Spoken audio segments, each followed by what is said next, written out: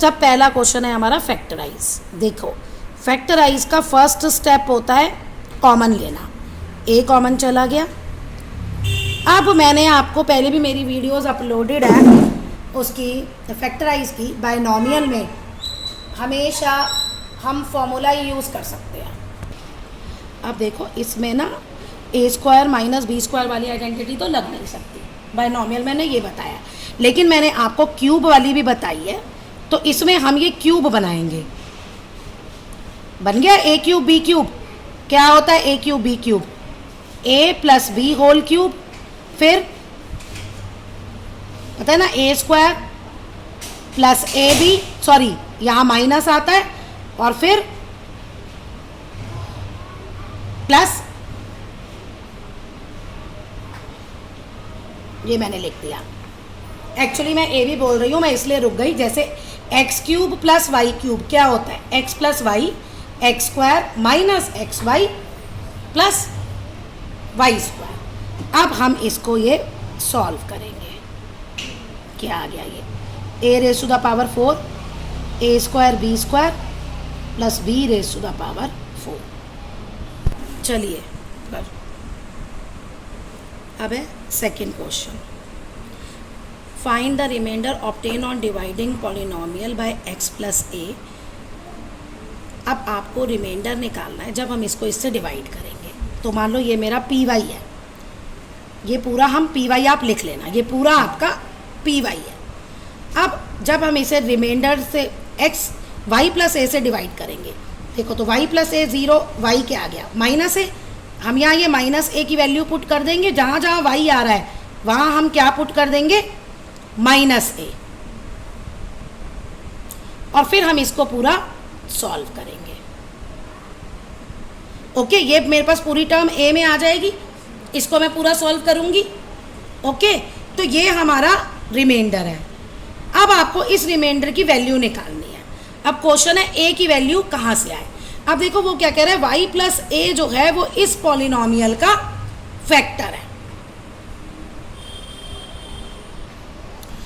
आपको क्या है कि अब ये पूरा आपका ए आ गया, लेकिन इसमें वो कह रहा है कि ये इसका जो ए की वैल्यू आएगी वो इसके फैक्टर की है, तो हमें इसको फैक्टराइज करना है। इसको हमें फैक्टराइज करना है। चाहे आप मिडल टर्म स्प्लिट करके करो, चाहे आप जैसे भी करो, वैसे आपको इसके फैक्टर्स निकालने हैं। ओके, और मान लो जो भी फैक्टर आएंगे उसको आपको इसे एक उसमें ये वैल्यू पुट कर देना, तो आपका आंसर आ जाएगा। लेकिन पता है अब यहाँ क्वेश्चन क्या है कि आप इसे मिडल टर्म से स्प्लिट कर ही नहीं सकते। इस क्वेश्चन में कुछ प्रॉब्लम आ गई है, ये हो ही नहीं सकता मिडल टर्म से स्प्लिट। लेकिन अगर कोई और एक्सप्रेशन दे दिया जाए तो फिर वो हो जाएगा। जैसे मान लो मैंने यहाँ पे ए स्क्वायर माइनस 10a कर दिया। ओके, तो ये बनेगा आपका a माइनस 5 का होल स्क्वायर। तो एक a आपका क्या आ गया? 5। ओके, तो आप यहाँ पे अब a क्या पुट कर दोगे? -5 पुट कर दोगे। ओके, और अगर प्लस आएगा तो माइनस में ये देखो बस a की वैल्यू यहाँ पुट कर देना। और एक तरीका और है इसका करने का, सीधा यहाँ से फैक्टर निकाला, a5 आ गया तो ये y प्लस 5 इसका फैक्टर हो गया। फिर यहाँ से y इज इक्वल टू -5, फिर यहाँ पुट कर देना। चाहे पहले करो चाहे बाद में करो, मेथड यही है। लेकिन ये फैक्टराइज नहीं हो रहा तो ये अभी सॉल्व नहीं होगा। देखो ये बहुत इंपॉर्टेंट क्वेश्चन है जो थर्ड है। a और b की वैल्यू फाइंड आउट करनी है।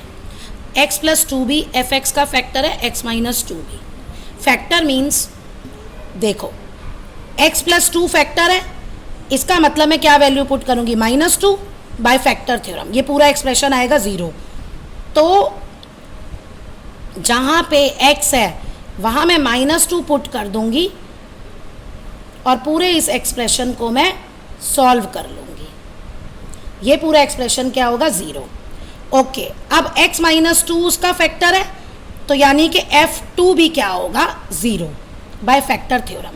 अब जहाँ पे आपका x आ रहा है वहाँ हम क्या लिख देंगे? 2। और हम अब इसे सॉल्व करेंगे। ओके, ये दो है। देखो इसका ना एक इक्वेशन ये बन रही है 16a minus 2b is equal to 32। लेकिन बेटा कैलकुलेशन आप अपने आप चेक कर लेना, इसकी गारंटी नहीं है। देखो ये दोनों 2 से जा रहे हैं ना, तो हम इसको पूरी इक्वेशन को 2 से डिवाइड कर देते हैं। एक्चुअली अब जो ये है ना, ये कॉन्सेप्ट जो है ये 10th का है बेटा। हो गया क्लियर? ये हमारी फर्स्ट इक्वेशन बन गई। ऐसे ही ये सेकंड बनी है, इसको भी अगर मैं 2 से डिवाइड कर दूं, ये बन गई।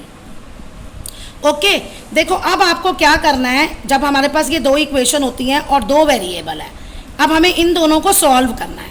तो आप एक काम करो, एक इक्वेशन से b की वैल्यू निकालो। b की वैल्यू क्या हो गई? -8a हो गई, इससे निकाली। अब इसको इसमें पुट कर दो, b की जगह लिख दो 8a minus 8a is equal to 16।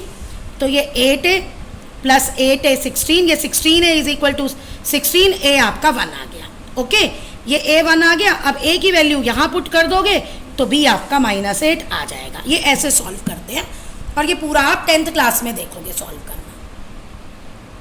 जब भी ये हमारे पास 2 वेरिएबल आते हैं ना, एक इक्वेशन में a b आ रहे हैं, तो ये हम एक इक्वेशन से सॉल्व नहीं कर सकते, इनके लिए हमें 2 चाहिए तो ही सॉल्व होगी। तो मेथड क्या है, एक में से एक की वैल्यू निकाल लो, a की इक्वल टू निकाल लो या b की इक्वल टू निकाल लो और उसे दूसरी इक्वेशन में पुट कर लो, आपका आंसर आ जाएगा।